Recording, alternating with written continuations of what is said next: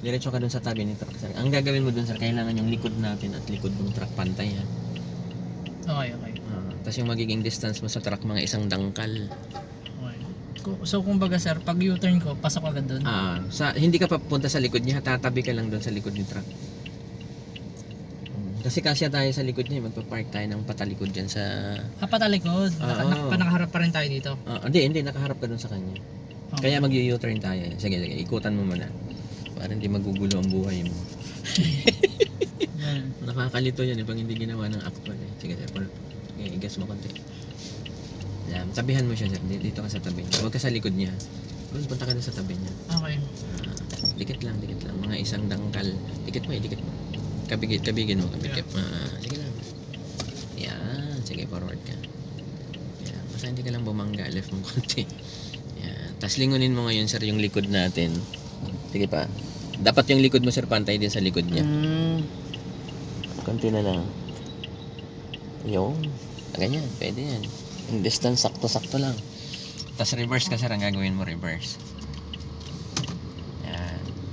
Kasi pag halimbawa, sir, nakakita ka ng parking na ganito, yung dalawang may nakapark sa harap, may nakapark sa likod, tapos kasya ka dun sa gitna nilang dalawa. Ganito yun. Oo, ito yun. So, ang una mong titingnan dun kung kasya ka. Pag nandito po ako, papantayan ko yung pila. Yes. In between Papantay ka dun sa bus na yun, tapos saka ka atras pa ganun. Okay. Ang gagawin mo ngayon, sir, di ba nakadiretso naman to? I-turn mo yung manibela ngayon sa right ng isa. Turn mo ng right. Isang turn lang sa right.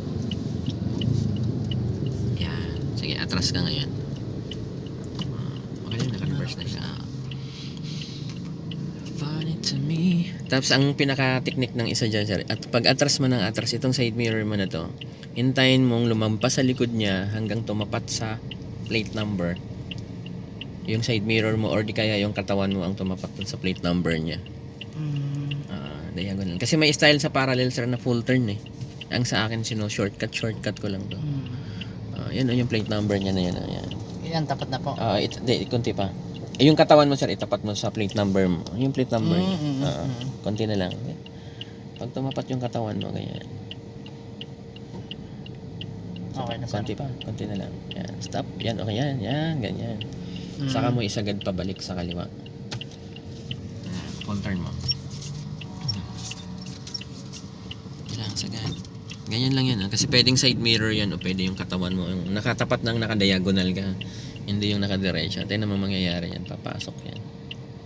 Tapos ang technique dito, yung, kita naman yung kalsada. Galing Diba, pasok yan. Konti na lang. Stop. Yan na. Bawi, diretso. Ayan. Ganun lang. Tapos pag gusto mong yan, abanti mo konti. Okay, stop. Ganyan, keep distance daw. Yun pala yun. Yun lang yung pinaka-technique dun. Kasi pag sinasabi kasi nila ang parallel daw mahirap. Depende kasi yun sa style kung paano. Mag-U-turn din siya. Nag-aaral siguro yun. So, ilang na nga, sir? Left? Isang turn lang sa right.